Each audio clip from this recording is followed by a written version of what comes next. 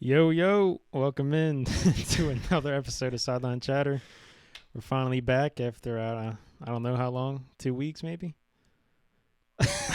Been a solid month, but Who fucking knows, but we're back stronger than ever here on a nice Tuesday night. James Albertson, how are we? it's happening, Chief. Apologize to the fans out there. A little hiatus, life gets in the way sometimes, but doing good. Finally surpassed 7 wins out of my 10 leagues, 7-3 on the week. Finally, There you go. the fans out there haven't heard in a little while. I'm struggling in my main league. It's a hard fight out here, but Yeah. this week was a good bounce back week for the old Albertson teams out there. How about you, bro? How's your month off? How's that? Yeah, it's been solid. I think Fleecing people and I'm in like pretty much 8 leagues. I have a 9th league, but I didn't draft the team. I took over the team like week 2, so I don't really count that one. But I think I got a positive record in every league, and I think I might be even in one league. I'm even in a 20-man league, but besides that, I'm a positive record in every league. Can't complain about that. demon. My team's slipping in the main league. Can't hear this. They just suck. Lost one game. Can't hear. 2 in a row. So anyway, we're here. Another episode. It's we're going into week 7. Can't believe it. Yeah, it's kind of flying by. Insane. Bye weeks are hitting hard. This is the worst one of the season, I believe. Yeah, I think it is. There's like so many stars that are out. But this episode is going to be based around two trade targets from each of us to target in your leagues. Either this player has a low value right now for whatever reason it may be, and we project them to outpace their projections for the rest of the year. So without further ado, my first buy low, who I think is a player that you can get really, really cheap right now. It's Elijah Mitchell of the Niners. We talked about him the first episode when he was a hot waiver wire pickup.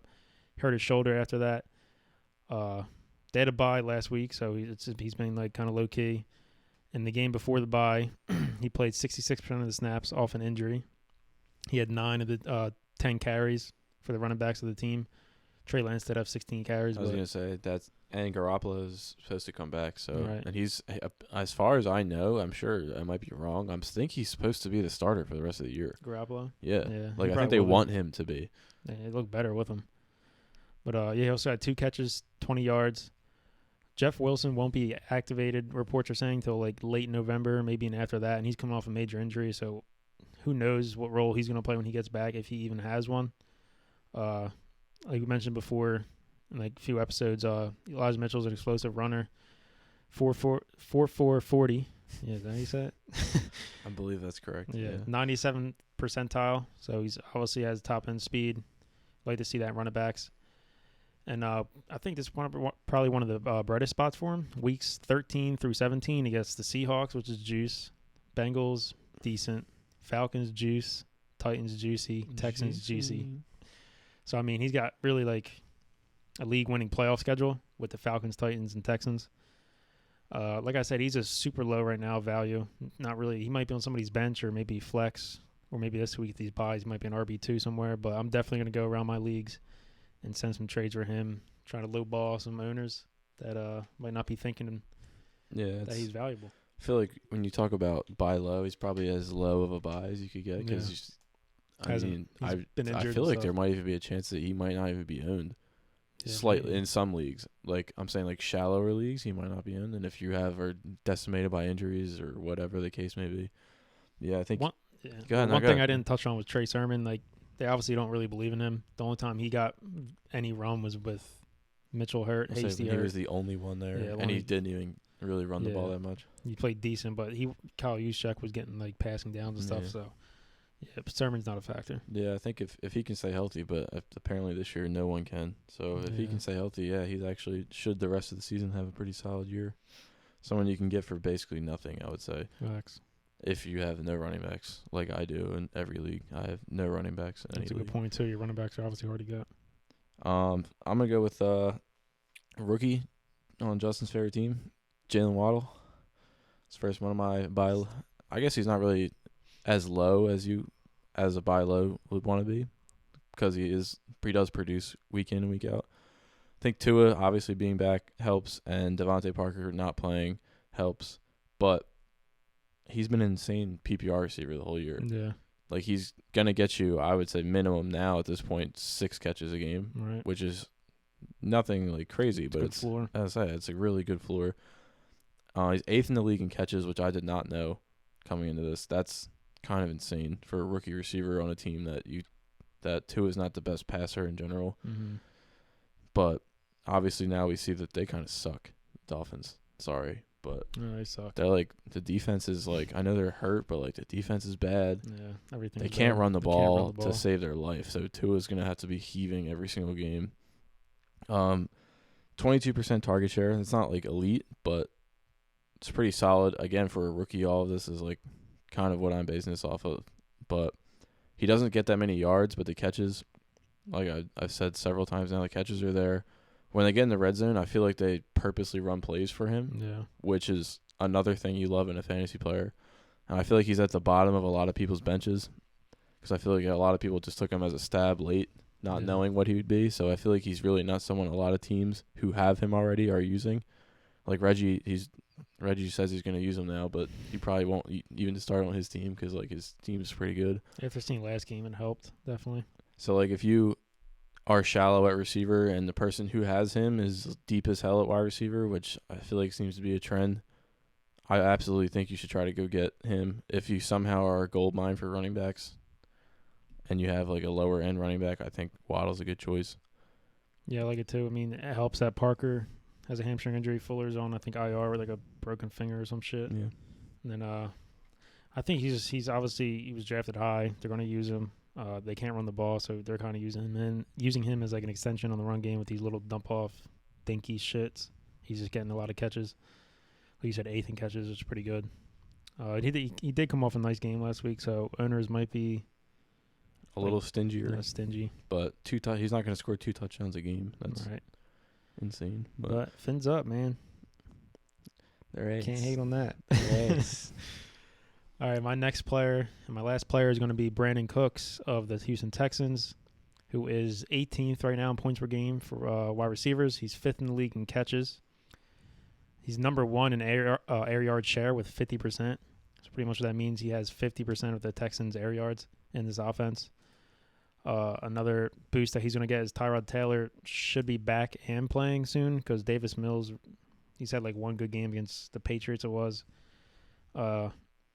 They look good with Taylor the first, 2 weeks? So Yeah. I think they're probably going to start him again. And I think that's kind of a boost for Cooks' value. And just literally just nobody else there that's catching passes or getting targeted. He's number 4 in target share in the league. So he's dominating targets in his offense. And like I said, air yards as well. Only 3 red zone targets and only 1 touchdown in the year. I mean, it's kind of expected because they're a shitty offense. But like I said, with Tyrod coming back, I think that'll boost this whole team. And he's really just the only guy there. I didn't fade him in a lot of drafts, but I just didn't pick him just because like I just thought it was like a gross pick. But honestly, with this kind of volume, it's like you really can't beat it. He's coming off a 9-catch, 90-yard game, I believe it was. 13 targets again. So his next opponents is pretty solid as well. He's got the Cardinals, Rams, tough, Dolphins, Titans, Jets, Seahawks, Jags. It's pretty nice there. So Brandon Cooks is kind of probably a cheap option who I think can be like a middle wide receiver 2. I don't think he has the wide receiver 1 upside because he's not really going to score a ton of touchdowns, but he's a solid floor play, and I think he's really safe. So yeah, he's honestly like, I mean, I guess we shouldn't be that surprised. As if you're the only receiver there, you usually do pretty well. Literally. That, I guess I kind of faded him a little bit too. I do have him in a couple leagues, and I'm always like nervous to use him every week just because you don't know if you're going to get the Davis Mills who's going to throw for 150 yards or if you're going to get the one who's going to throw for 300 and a 30-point loss. Like, you just don't know what you're going to get. He doesn't really score touchdowns, which is really frustrating just because they don't score touchdowns as a team. Right. But same thing I said with Waddle, but Cooks is obviously better. He gets way more yards. Like you said, 9 for 90. I feel like he always has like 10 yards a catch or more for getting that many catches, which is really insane. But, yeah, I like Brandon Cooks a lot, especially at this point in the season. So if you can get someone who is trying to sell or someone who's losing who has them and trying to upgrade, go get Brandon Cooks. Sir. I'm going to go back to a running back now, and I guess I kind of ignored Justin's idea of the buy low because this is like a buy high, but one that I have been actively trying to do the last 2 weeks, and you might have to give up a decent amount to get him. But I think if you're in a position like me where you do need a running back bad, Leonard Fournette is somebody who I'm okay with giving up a lot of value to get. And like the start of the season, if you would have told me I'm saying this in the middle of October, I would have told you you're nuts, just because of that whole situation. But Ronald Jones is gone from the offense. I don't think he's surpassed like 6 carries in the past 3 weeks. Just a breather back. Yeah. Like Fournette has averaged 22 touches a game over the last 3 weeks, averaged 125 scrimmage yards a game the last 3 weeks, and has scored 3 touchdowns in the last 3 weeks. That's pretty ridiculous. RB1, yeah. That's like RB1 numbers. Has 8 points per game, fantasy points, just off of receiving alone, which is insane for a running back. That's like RB1 type numbers. He's 5th in targets among running backs, 6th in red zone touches among running backs. He's 16th in carries for running backs. I know it doesn't sound good, but he only had 24 carries through the first 3 weeks total. Right. And he's still 16th. So the past almost month now, he's just been turned into a bell cow Taking somehow. over, yeah, for sure. And if you can get someone to treat him as like a RB2 in a trade value sense, I absolutely think you should pull the trigger on him. I don't obviously don't sell your soul for Fournette, but I think if you are in a position where you have depth players maybe, and you need a running back, like I don't know, I just think he's going to be ridiculous the rest of the season. That offense is unstoppable. Yeah, I was going to say that too. He's in that offense. They don't run that much, but he's so efficient running the ball that it really doesn't matter.